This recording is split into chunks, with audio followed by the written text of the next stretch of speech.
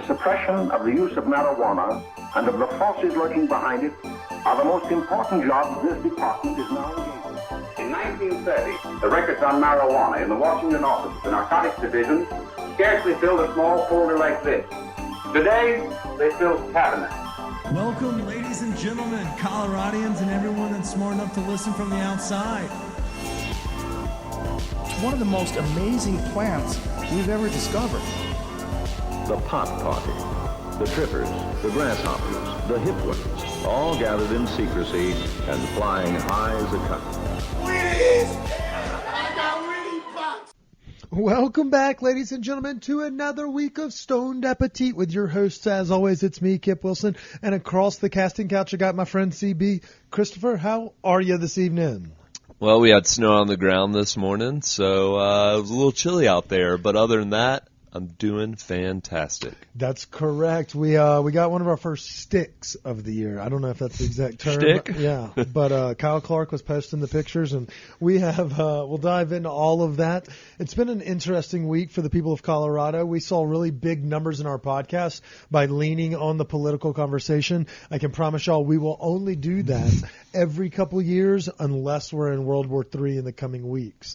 But we have a kick-ass episode for you today. It's a little pre-Thanksgiving. You know, this is like the turn this podcast on when you're taking the walk with your cousins, and let's smoke a little pot. Let's have a little fun. Let's talk about the dank food we're about to eat. Maybe build your own to-go boxes, as well as some tumultuous conversations that we had on the internet that need to be brought to the podcast studio today. So let's have a big episode. It's a kick-ass time, and it's all thanks to our friends over at Standing Akimbo. Y'all have heard of them before because they are the state's best dispensary.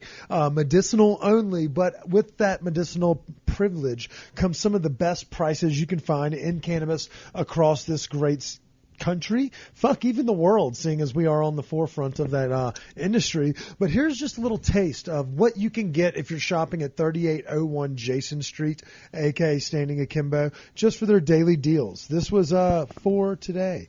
Oleo 500 milligram resin carts, 2 for $35. Our friend Seed and Smith, full gram carts, 2 for $45.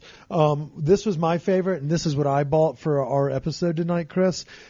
Correct me if you've heard me this before. 50 milligram per bite edibles, 1,000 milligrams rosin edibles. Woo! And they're actually from Rebel Solventless. The Rozzies, it's like a nano, it kind of looks like a nerd's cluster, you know? And it's wrapped up in individual bites. There's 20 of them. They each are 50 milligrams. They will knock your dick in the dirt. What about the wallet? Oh, and they're fucking friendly. You can get 2 of those for $60, Chris. Holy shit. That's 2,000 milligrams for $60. I don't know what you're getting at your local medicinal dispensary, but I can guarantee you it's not that fucking good of a deal. And the best part is most days of the week they have online ordering. So check them out. Google Standing Akimbo. Go to their website. You can also find the link to ordering online through our social media pages. They're a great dispensary, and if you have your med card, I implore you to go over there. It's perfect time of the year to save some money, seeing as everybody else is going to binge over the barrel. I mean, it seems like it's Black Friday there every day of the week. It really is, and we'll talk about it next week about Black Friday specials because they fucking kill it, Chris. They go above and beyond. It's like they don't want to be at work, so they're like, if we sell out of everything by 10 a.m., then we can get the fuck out of here. So you can churn and burn. They've always got great deals, but even on next week's Black Friday, when I get those teasers, it's fucking epic. And if you're a flower person or a concentrate, they've got you covered too. We're talking ounces for $25. You can get top shelf. You can get elbows of bloom for $1,200 a pound. I mean, and then of course they have the hash, you know, Harmony, 4-gram buckets, Cushmaster, Live Diamonds, 2 for $20 out the door. Viola, you know, our friend Al Harrington, he's got 2 for $35 out the door. I mean, this is a fucking 14ers, Live Rosin. Get out of here. You know, it makes me so happy. But so does our other sponsor, Chris. And we'll dive into that in a little while, but we're going to change the name. We were calling it the Double Barrel from Batch. I think we're going to have to change it to the Mozzarella Log because this cartridge is fucking huge. It dropped today. I went and bought one. It's the size of a glizzy. It's fucking glorious. It's like a cigar. Yeah, so we'll talk about that as we continue on through the day, but we love our friends at Batch. They listen to their consumers. They're like, give us more. Maybe you have to go fly and see the family during the holidays. You best be stocked up. The thing that looks like a marker, throw it next to a Sharpie in your travel bag. You'll be good as gold. Maybe don't fly to Russia or other places like that, but if you're flying across the country, I can guarantee you'll be safe with that thrown in the DOP kit. But it's the perfect weapon that you need. Maybe someone's trying to attack you. The thing's built like a baseball bat. You can turn around and club the intruder. It's whatever you may need it to be. But for me, it's a perfect crutch that I need to get through my fucking day and tolerate having to write emails and only having one goddamn hand. So thanks to our friends over at Bud and Mary's. Their whole product line's fantastic. But I'm eager as fuck to just puff tough on this 2-gram cartridge that you can find now along the Front Range. Woo! Woo! Okay, so for those that are listening, it's obviously starting to snow, so we're going to start seeing more traffic on I-70, which is going to make more people laugh. But before we dive into the week ahead, let's dive into the week that was. I did some pretty cool shit, and I want to tell people about it, but let's ask you, what'd you do this weekend? Anything people need to know about? What did I do this weekend? Well, we celebrated that Alabama game despite the little picture you posted earlier. When you asked me how things were going, things ended up going well. But other than that, pretty casual weekend. All right, well, I'll take the reins then. So, because I stayed at the Ramble Hotel on Friday night. And it's not a smoke-friendly hotel, but it's a great hotel with great service, so I didn't want to press my luck. Obviously had my pen where we ghosted. Edibles are a perfect play. But we parlayed that into like cocktails and having a little fun, and then made a date night out of going to the new David Byrne Mind Therium or whatever it is, where it's just like a mind-altering experience. It's like taking mushrooms without taking mushrooms. They kind of just change your element. They give you like these little fun candies that you eat, and it changes all your bitter tastes to sweet and your sweet ones to bitter. It's a pretty neat little thing, and it's right there at like York Street Tavern or York Street Yards. Same place they do like little pop-up events and things of that nature. Is that like a limited time kind of thing, or? Yeah, it's not here forever, but it's here for a little while. I think some people have come across and stumbled across David Byrne across the community. He's thriving and enjoying the time. So I think they're here for a little bit longer, but I know they're here through the end of the year. So I would definitely recommend if you're looking for like a date night experience, we're going to post about it on Instagram and things of that nature on how to properly navigate it. But doing the mind experience while on mushrooms is a lot more fun. So if you have that connection, I thoroughly recommend it. It's legal now across the state. So, yeah, we probably should talk about that as well. Yeah, don't you love that, how we sided with psilocybin because obviously it's awesome, and we said fuck you to big liquor chains?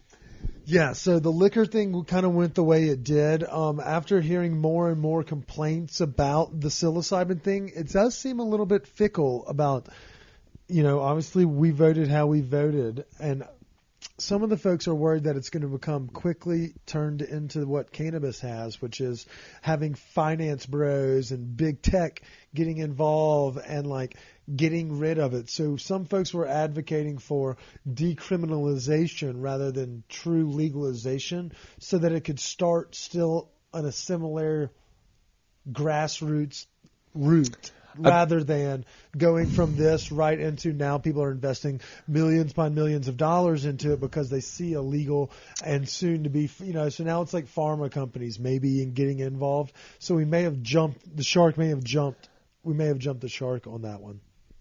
Thoughts on that? I think the biggest selling point and the biggest benefit out of that and why it passed was the way they kind of proponents of it marketed it as a very successful tool in psychotherapy. Like more and more stories are coming out how people experiencing PTSD, whether it be in veterans, people in horrific accidents, things like that. It's really benefiting when it's done in a controlled and therapeutic way. So I think that was the reason people really got behind it.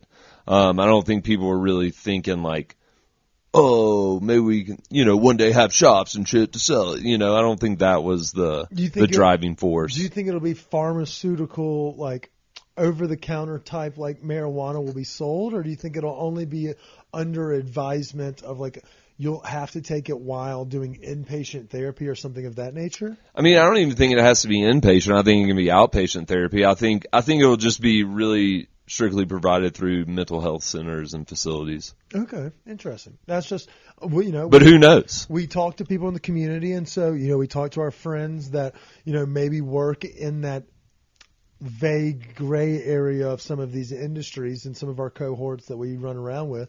And that was somehow they were expressing it, was they were hoping for decriminalization so that it would be able to expand. But you are true. And it's similar to the great things about Med Farm Holdings, who was able to, get those grants from the government to do the research capabilities. Now that, not necessarily the floodgates have opened, but it has opened, I guess, the streams of revenue to help allocate more to research and things of that nature. So it's a double-edged sword, as is most things in life, but I like where your angle's coming from too, Chris. I hear them both. I appreciate that. And in terms of the liquor stores, it seems that our local liquor stores are more happy that, most of those all failed, didn't they? Did they all three?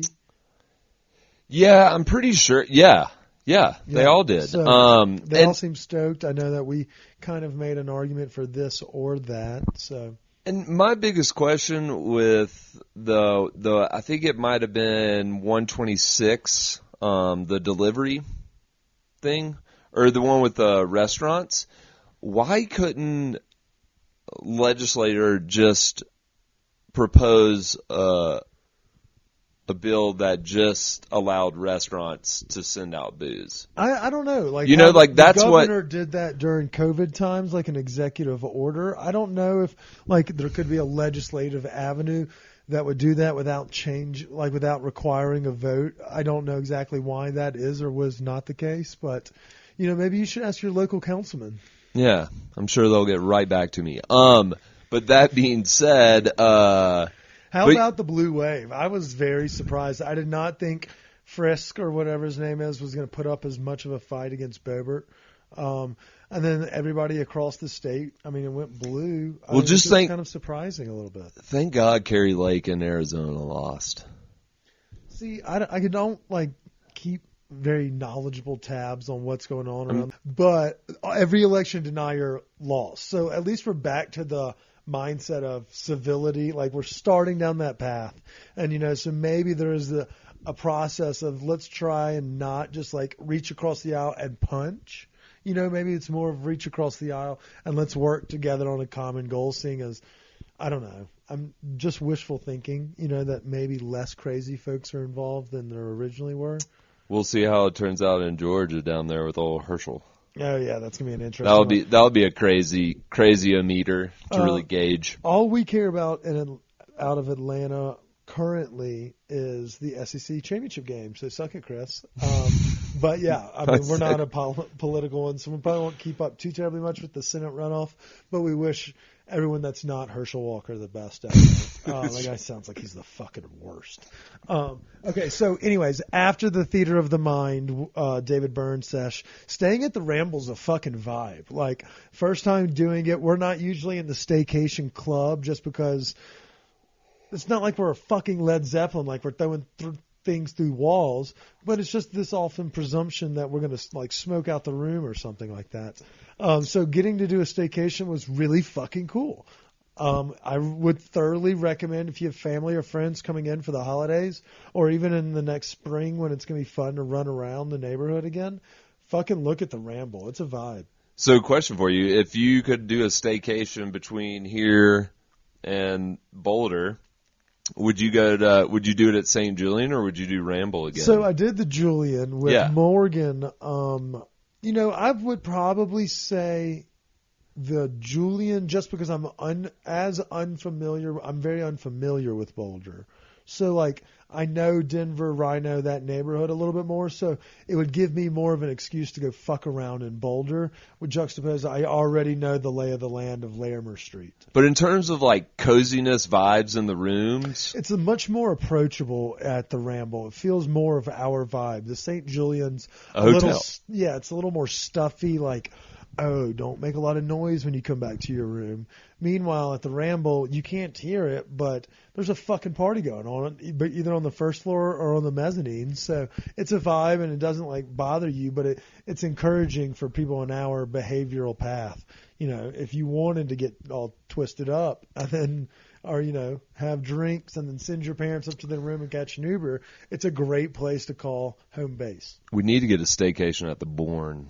Where's that? The Bourne Hotel, that's the one like attached to like right above Tav.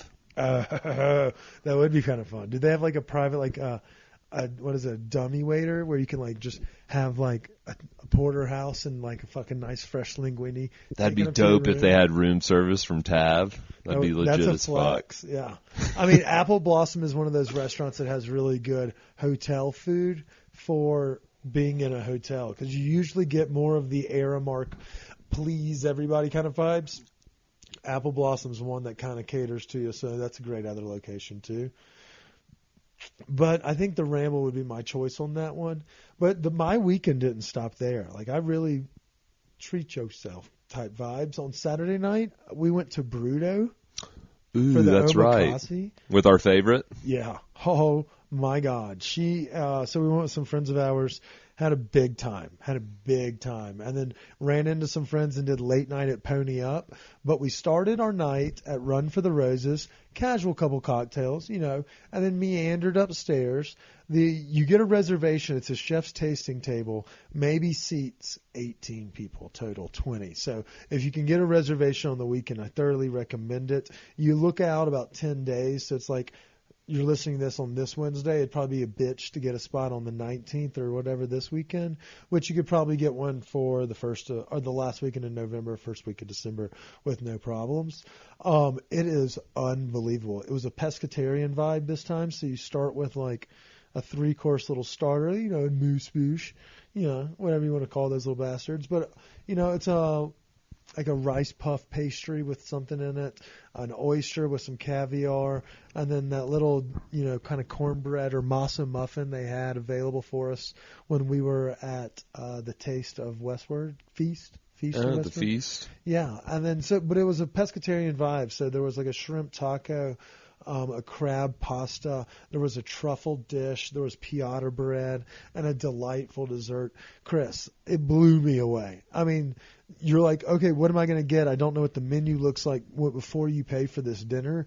If you're listening to this and you're one of the foodies in our community, you've got to go fucking try it. It's worth it. It's up there with, you know, your Beckons and your Kokoris and all the other tasting menus. I'm sure Wolf's is up there. I haven't done Wolf's since we did like a birthday dinner this time a year ago. But it was fucking awesome. It was fucking awesome. I'm glad to hear that. That's a cool spot that people need to go to. Yeah, and you just kind of, because it's small and it doesn't have like the a la carte as an option, like you can't just like stop in, eat some dank food and roll out. You have to have a little more forethought about it. I'm telling people now, if you're listening to this, trying to do a holiday dinner, you're trying to propose, you're trying to get your dick sucked, you got to go to this restaurant. This place will help you get to the finish line, whatever that may be for you. It's fucking excellent. Guaranteed Hummers. I'm not going to guarantee it. Some of y'all can't close. Same But if you can't close after this, yeah, then you're issues. you're one of our friends. Well said. Yeah. Okay. So I had a kick-ass weekend, Chris, and so I wanted to put people on all of these ideas as we're looking for great ways to celebrate the holidays. I know some of you fuckers are going to propose this year around the holidays. Do it one of these, and if you do it at Theater of the Mind and tag us, I'll fucking pay. I'll give you $1,000 towards your reception. But you have to tag us in the post. So we'll continue on our journey through the day. We've talked a little bit about our sponsors. We talked about the week that was. Let's talk the week ahead. We're getting ahead. It's Thanksgiving is coming up. Tomorrow or Thursday, maybe Friday, is going to be your last chance to get your orders in before the end of like pre-order season. So if you can't fucking cook, now's your reminder to do it.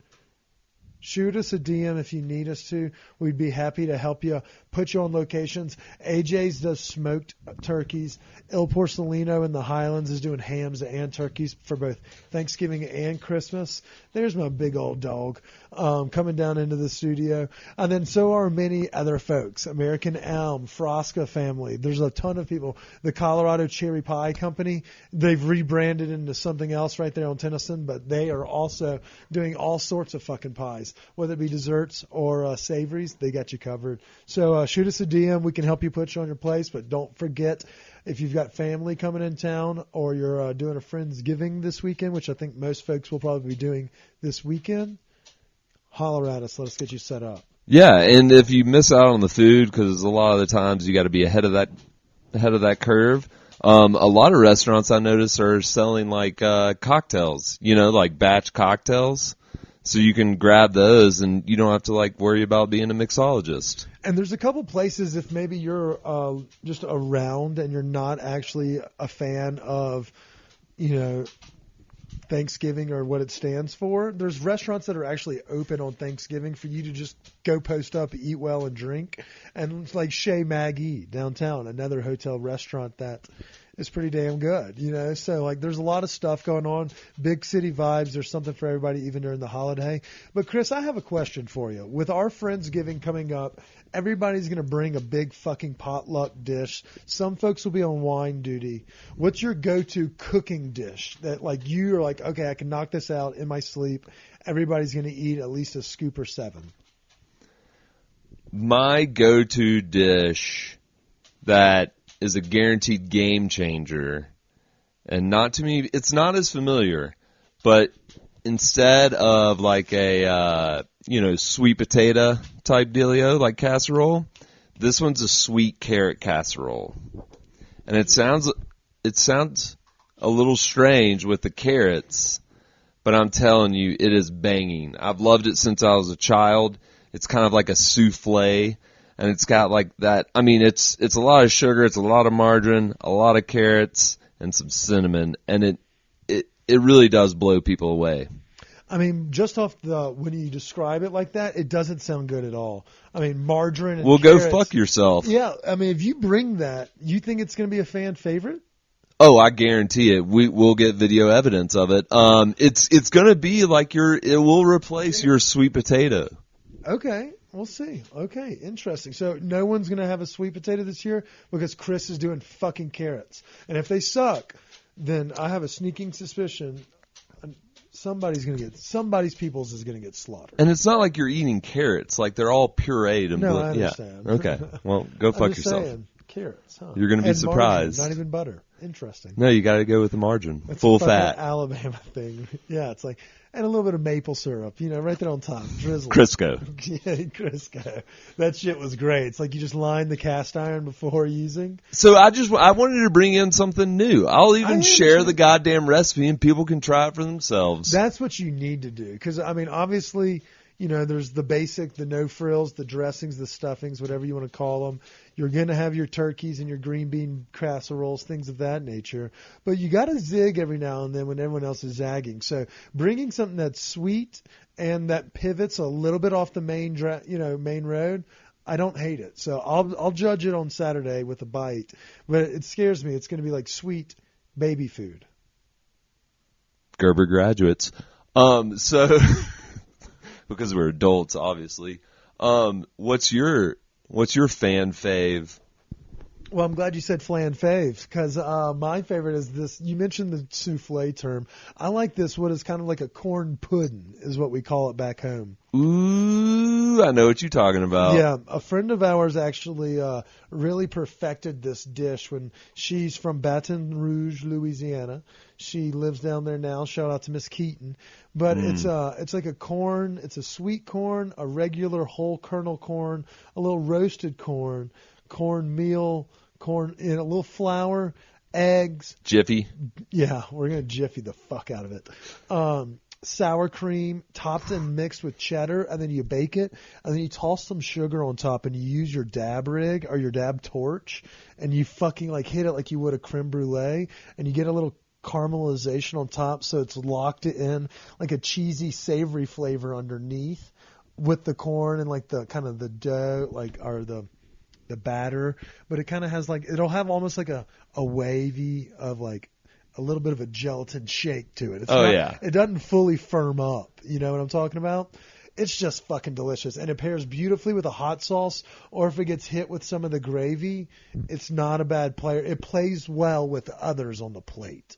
It does, because I think you have that sour cream, you have that richness, but you also have the sweetness of some of the corn. But let me tell you, it's a little messy in the kitchen when you're making it, because I've been present. Yeah, I've never been one that does the proper chopping skills, like everything's metered out or properly measured. Everything's by the eye, and when we're doing the stirring and mixing, it gets a little loose leaf going over the top. I am not a clean cooker, but I try to clean after, the best that I can. And now that I have one hand, I'm hiring people to clean for me. Okay, so now Jerry gets everything off the floor, and I pay him in bites of chicken. Now that we described our fan faves, maybe we'll share those two recipes, maybe not. But let's move on to if you had to get a to-go box for Thanksgiving, you get 4 items. Okay, so the importance here is to leave yourself, 4 items is not very many, especially with the big potluck like our groups usually do. But the key here is that you leave yourself at least 2 servings of all the 4, because you want to be able to make a sandwich. The after meal sandwich for the late game football game, like it's almost as satisfying as like coming. It's just delightful. You like want to unbutton your pants and just lay there and like get a deep breath, and you're just like, everyone else can fuck off. I want to smoke a cigarette, drink a whiskey, and call it. That's what you're looking for in your ingredients. So this is what I'm going for in my to-go box. You get the good Sister Schubert Parker House rolls, and you got to get at least 4 or 5 of those, because and if you can get They're some small. and you can get the outside edge ones, they have a little more oomph to them, so that they hold better, more firm for a sando later. I go turkey over the ham. Now, see, the dressing here, or the stuffing, whatever you may call it, this is where it gets fickle. I don't bring that home with me if there is a hash brown casserole. So I'm taking hash brown casserole, turkey, Sister Schubert rolls, and does gravy count as an item, or do I get to bathe everything in the gravy? So I think Because it's not no, really a I side. think yeah. Watch your wine on the I've suede got couch. you. I think gravy and cranberry sauce are freebies. Okay, so if both of the lubes are freebies, Yeah. I'm eating out of that box tonight. My 4th one is going to be something a little more fresh. So if we have something like a cold, like a salad that was a little bit like a vinaigrette, or if the green beans aren't coated in cream of mushroom, like they're a little more fresh, I'll take something like that home to bring a different bite to the sandwich. Because I'm thinking all sandwich building materials here. And if hash cash is not available, we're going stuffing. And then the 4th dish, I'm going with something green if I can. Okay, so run it back. We got turkey, Sister Schubes, hash cash, green beans, bundles or casseroles. Ooh, the bundles are a good play. Yeah, because you get a little bacon. There's usually a little meat in there. It's a saltier one that kind of cuts through it. It's going to really play beautifully with the cranberry that's just oozing like a cream pie. That's good. What's in yours? What's your 4? What are you building your to-go box out of? I'm going to build my to-go box with, I agree with you. Ham's not. It's not the time. Wait till no. Jesus rises. Very true, very true. With the yeast rolls. So I'm going to go with turkey. Hopefully somebody who cooked the bird did a nice job and it's moist. That's on you. You have the big green egg. It's like if you have a big green egg in your friend group, it's like having a truck in the friend group. You're going to get called on big important days, whether it's moving day or the guy that just bought a big television around Black Friday. this is one of your big days. Yeah, you got to show up. Show up for Thanksgiving with a smoked bird, and usually the big football weekend. There's always one where it's like we're grilling racks of lamb or ribs or right. So this is one of those for you. So don't fuck this up because everything kind of depends on you. So yeah, so I'm going with some leftover delicious turkey that I cooked, and then I do like a gravy. I like a gravy on Thanksgiving Day. Like, I like it when it's coming out, it's hot, it's fresh, even though it gets better over time, I understand. But I'm going to say, for sandwich-wise, I really like cranberry. I thought we had both of those freebies.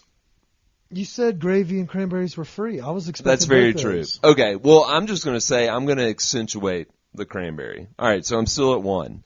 So what's your stance on cranberries out of a can versus the try-hard fucking Paula Deen wannabe racist people that do fresh cranberries out of a bog? And obviously the fresh cranberry crowd is not racist. I just meant that because Paula Deen went viral for it.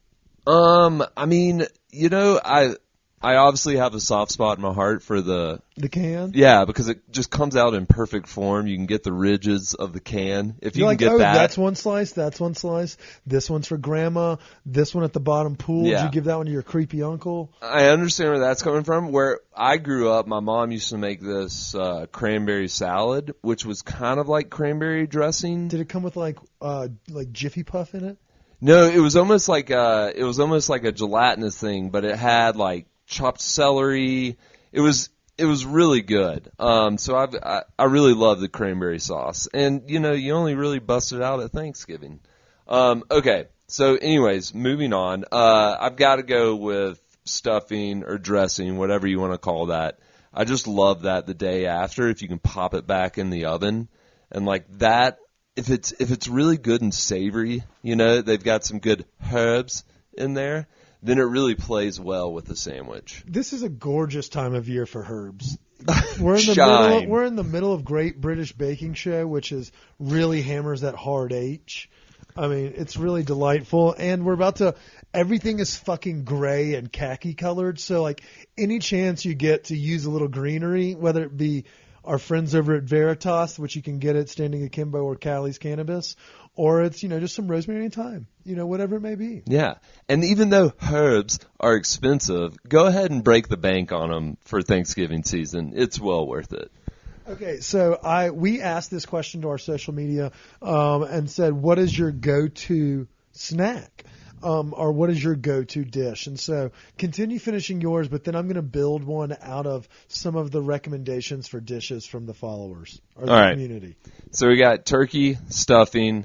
I'm going to go, I mean, damn, I hate to copy you, but if you grew up in the South back in the day, the Sister Schuberts just really bring it home. So that was going to be my question, because there's a biscuit, yeast roll, Sister Schubert, cornbread conversation that could be had. That is true. Fuck, marry, kill, or double fuck, go the Utah route, double marry. There's a lot of breaded options. So Sister Schub's being a special place in our heart just down south, but I don't think that the Sister Schub is a regular staple nationwide. I mean, I think it's grown but it was definitely like... Because you couldn't find it in every grocery store for our first 8 years out here. You had to fight the other, the turkey-necked community, know about it. Yeah. Yeah, no, I remember... bread-eating Mississippi State fan of the world. Dude, I remember when my grandmother would come down south for a visit, she would stock up on Sister Schuberts and take them back home with her. They're just so fucking good. So do yourself a favor, add that to your to-go box. All right, so we're at 3 items. So following that, I'm going to have to go with mashed taters. And a potato is a staple. It is. I went hash cash because you do see the mashed potato all year round, but no one's ever going to fight you over a good, and if it's whipped, if they do it right, they peel them first, there's nothing. It's just like a nice wave of buttery garlic, herbaceous dankness. Buttery. See, and it's like I understand. Like velvet draped over your tongue. Like True. A big, full-bodied wine. And I understand the traditional kind of mashed potatoes where you really peel them all and it's just a pure white but made golden by the amount of butter you have in there. I get that, but my mom used to do like new potatoes, like the baby red potatoes, and leave a little bit of the skin on. And if you can get them to where it's soft, it's really fucking good. Yeah, I mean, you're not going to hear me protest again, but I do not lean heavy on the reds, especially in a season where you want things to tuck in around. You know, like think about sand in between rocks in the old metaphor. You know, you want it to be able to slide down your gullet because you want that bite to be easy. You know, the more times you use one of those, I guess, fuller, thin, smaller guys, it feels like they have a little more oomph on them, and you're going to have to actually chew a little bit. And Yeah. I'm not in the business of chewing during Thanksgiving. I want the Midwest treatment, just like, what are they, I just want to be a foie gras. Just fucking pump that shit down my throat. See, and I do love like the sweet potato casseroles and all that jazz, but on my to-go, I'm done with the sweeter items. The sweeter items I'll save with the leftover pies and whatnot, which is a whole nother story we can get into. We didn't count dessert in our to-go boxes, but if we were, I'm going Derby pie all the way. What is a Derby pie? So it's a pecan pie with chocolate chips. Okay. Yeah. I mean, you said it as if that should be. That's a regional dialect, is it, or is that a regularly known thing? The Kentucky Derby pie. Okay, Yeah. Interesting. I don't know. I love a good pie, but I would probably go with something that has a Cool Whip on top. You put Cool Whip on top of this. Well, I was thinking like a chocolate, like one of those chocolate pies, or like a key lime pie, where it's just like, delightful, just goes right down the gullet. I'm going strictly ease here, but there's oftentimes one of those cranberry dishes that has, and I think one of our followers, the Stoner Dude, actually mentioned it. It's the marshmallow cranberry whip, like salad or you can do it with like a whipped cream or whatever. I mean, it's just light, it's airy. Throw that puppy down as a dessert. That's usually what I go for because savory is the name of the game on this day. Yeah, very true. And, I mean, you get one of those little boxes for takeout dessert. Everybody knows that. And puffing tough and drinking excessive amounts of booze is also... Yeah, it's eerily similar to this episode. Shout out to our friends over at Spirit Wines Provisions. I signed up for their wine club. Every month you get 2 different wines. It's $100 a month. You get 2 wines, and you get 10% off everything every time you shop there, even if you're in the bar in the back. It's a great fucking deal. Specials for you as well. I thoroughly recommend it. And when you're loading up for the holidays, go support the small local businesses that we were harping on last week, this week, everything, go support them. But is this the time of year you go box wine, or do you go, let's buy the nicer stuff right now? I think... Because you're sharing with the family. we're adults. I mean... Speak for yourself, cunt. Well, okay. Well, that was a hard C word during the time of thanks. Yeah, the family part of the episode. Yeah. No, I mean, come on, man. Like, even like a lower end bottle of red is going to be better than a box. You don't want to show up to Friendsgiving with a box. It's a marathon, not a sprint.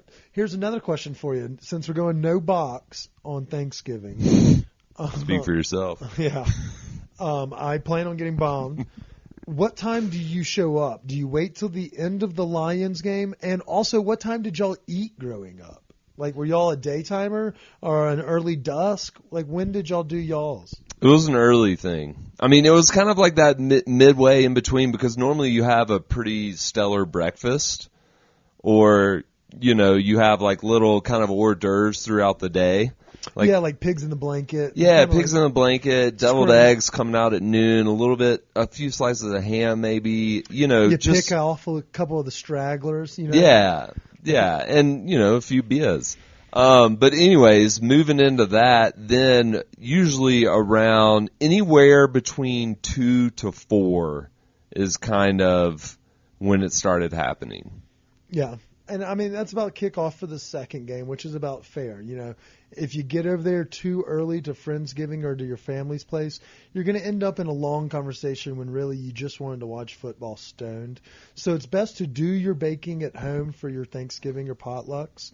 Or if you're not required, if lunch is at 4 or supper is at 4, arrive at 2:30. You know, get there. You can make pleasantries and work the room without having to dive into the politics or whatever's happened. You may have missed some of the early scuttlebutt, so you can get caught up on the tea, which we'll dive into that next. But give yourself a 90-minute buffer, and then don't be the first person to leave or the drunkest person, but nobody remembers the second drunkest person or the second person to leave. Yeah, Just everybody wait for the waterfall. Yeah, everybody remembers that first person who just kind of stumbles out, and you kind of looked at them at the table You're and was like, okay. They left. right, Whew. Godspeed. You know what I'm thinking about doing this year for Friendsgiving? I'm thinking about maybe making like Umbro's challenge. Yeah. maybe making a like cocktail / punch thing to kind of lubricate the deal. So, are you will it be a cold beverage, or are we talking like a fucking cider that has like? No, it's going to be a cold beverage. Okay, that could be. It's going to be a whiskey. Oh, it's going to be a whiskey type beverage. It's going to be chilly this weekend for Friendsgiving. Next week, it's still a little TBD. Weathermen are about as solid as the fucking election forecasts. Yeah, I'm gonna go ahead and tell you this beverage is going to have all the makings of a fall whiskey cocktail. It sounds like I'm going to get yelled at by my girlfriend after having a couple drinks of that. Yeah. Yeah. Can't wait. Well, you know, I would be remiss if we didn't talk a little bit about the other things that got us in hot water and caused us to lose some followers and get in heated debates on social media this week. I need to get up to speed on this. Okay, so Chris, there's this TV show that we started watching last week. Apparently, the girlfriend had seen the first 2 seasons, but I started watching in season 3, as it's apparently become a very popular show, or a very trending conversation on social media. So we started watching Love is Blind, which, let me paint the premise for those that haven't watched this and have no interest in watching it. Y'all are better for it. But what it starts with is 15 women and 15 men, give or take on whatever, on either side, and you do blind dating through a wall so you can't see anybody. And over the course of 2 weeks or so, you're living cut off from the world. You, as a male, will only know the other 14 males, as y'all are constantly going through and doing these speed dating type conversations, but not speed dating. Like if you hit it off, y'all plan to meet back and speak again later. And so you build these relationships without ever seeing anybody. For 14 days. For 14 days. And so after whatever, like 2 weeks or whatever, I don't know the exact dates, but after that, it's shit or get off the pot. And so if you've made a meaningful relationship, you have to theoretically propose to this woman or this man, or the women can propose to the men, I'm sure, as well. Before seeing them? Before seeing them, hence the Love is Blind part of the show. So 5 couples materialize out of this speed dating, the group stage, pardon the pun. We'll talk about World Cup before we get out of here. But the speed dating aspect, 5 couples get out of it. And then over the next 2 weeks after that, you spend time in a group with the other couples. And so some of those people had kind of crossed streams and flirted with other folks and debated dating them instead of eventually proposing and finding their partners that they chose to proceed with. Don't cross streams. So there was a couples that crossed streams, you know, and so there was these tumultuous conversations. And then there's this dude he's childish, sophomoric, I can't remember, Cole is his name, but he was talking to one of the other girls saying, oh, in the real world, I would have tried to fuck you, not the girl that I'm with. And she was like, same. But his girl, he told her, or somebody told somebody or another, and he was like, yeah, you know, she's my type. I just meant that, like, I didn't mean it maliciously. But he's a fucking idiot. Like, he's dumb as a rock. But she took that so hard that she took everything after that for the next couple of weeks as they lived in this, communal setting. And then they move into a one-bedroom apartment together for the 2 weeks after that. And during which time they were apparently not doing well. While some of these couples were doing fine, some were not doing great. Well, I'm worried about one couple. I'm pretty sure that guy's a fucking psycho, and that his wife, I mean, I feel for her. Shout out Colleen. I hope everything's okay. But only one of the couples was normal people. So, like, you can kind of understand that you're dealing with a bunch of people. They've already had fuck tons of red flags. Hence the reason they're on a dating show where you can't even see the opposites, like partners. Right. So, like, they've got their own issues before the show even starts. So that they're fucked one way or another pretty quickly. So long story short, I misspoke and said that this guy who he was sophomoric and stupid. He said some things that were ill-advised, but his partner turns out was much worse, but she lied and said all of these negative things about him. But then the producers of the show showed the footage that was not in fact the case. And so I posted this thing like, he's not the real villain, she is. Boy, golly, you would have thought I was shitting on Taylor Swift's new album. People were up in arms, calling me a misogynist, I was like, the fuck? I was just posting a meme I found on the internet. God damn it. So I just want to clear the air that they're both fucking terrible, and everybody except for SK and Raven are in fact the worst.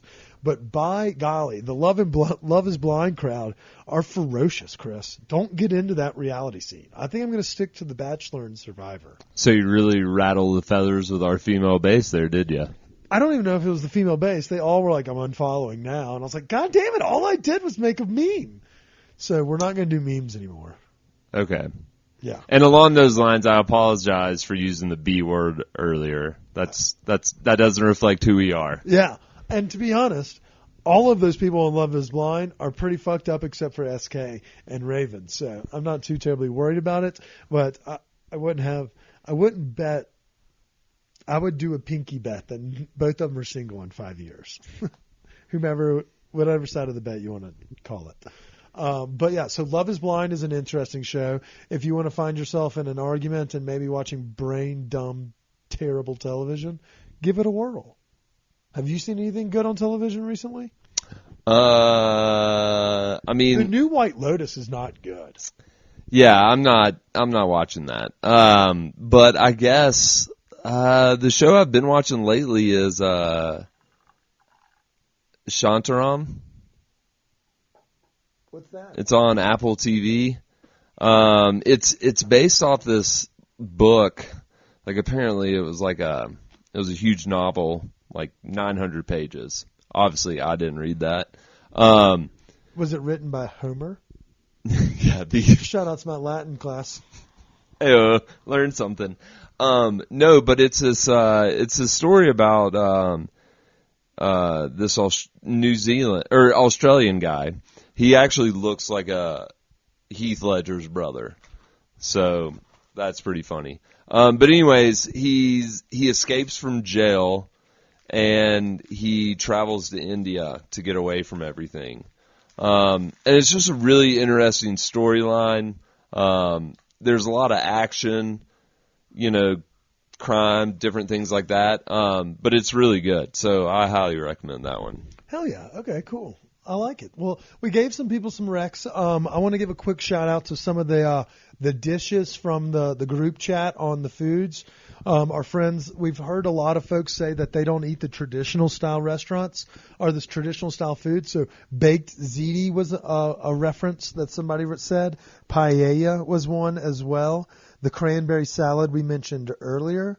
Broiled carrot roses with crushed and toasted hazelnut, topped with a lightly herbed demi-glace.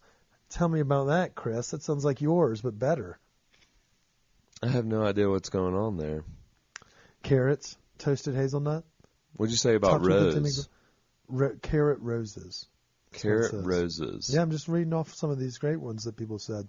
Sausage stuffing. And this reminds me, what do you like in your dressing/stuffing? Do you, like growing up, did y'all ever do oyster or crawfish or things of that nature? We did occasionally, I guess we did do crawfish stuffing every now and then, but normally we would just have a little side dish of crawfish etouffee or something. Just a little add-on? Yeah, which is banging. My grandmother used to get mashed potatoes from Popeyes and tell everybody they were hers. So Go grandma. yeah, Winner. Mimi was a fan favorite. Yeah.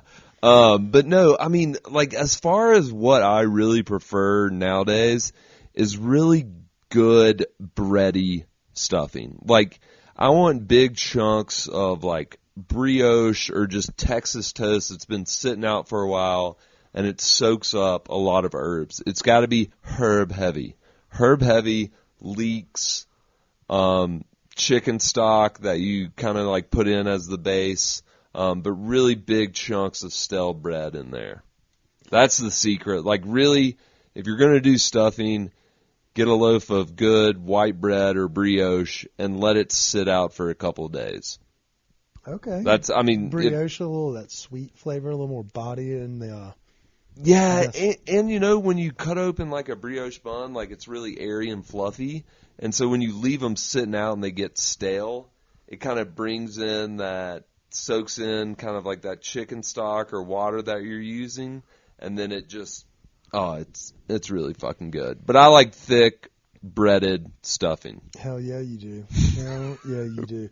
Well, before we go, there's a couple things. We were supposed to be in Vegas this week, but due to the hand injury and Chris's work schedule, we've opted not to attend MJ BizCon. Please, everybody, be safe. Make sure you have your Narcan available in case you may need it. Vegas is a wild town, so I'm sure everybody will come back with great pictures and stories. And lastly, I want to give a shout out to Chef Merlin Verrier of Street Feud. He had a recent health scare and was in the hospital, but is now home with the family, and so he will be spending his holidays with his family. But we love you, brother. We hope hope you're feeling better. And if y'all are looking for some dank eats and want to support great chef in the community, go see him over at Street Feud on East Colfax. And our hearts go out to our the friends in the community just north of town. Mr. Clark over at Moxie Bread passed away last week, and so it hurts everyone's heart, and seeing how many lives he touched and how many people were affected and hurt by this, it hurts our heart by proxy. And so we're sending our love and light to everybody we can, and hope everybody has a wonderful holidays. If they're traveling safely, we'll have an episode next week where we probably talk about gross things like auto asphyxiation, masturbation, and what sport games to bet on. And recap Friendsgiving. Yeah, usually somebody gets so drunk they fall down, and I hope it's not me with my hurt-ass arm. I hope not either. Yeah. Well, until next week, we want to remind everyone, stay high, stay hungry. Smoke the stuffing. There you go. Cheers.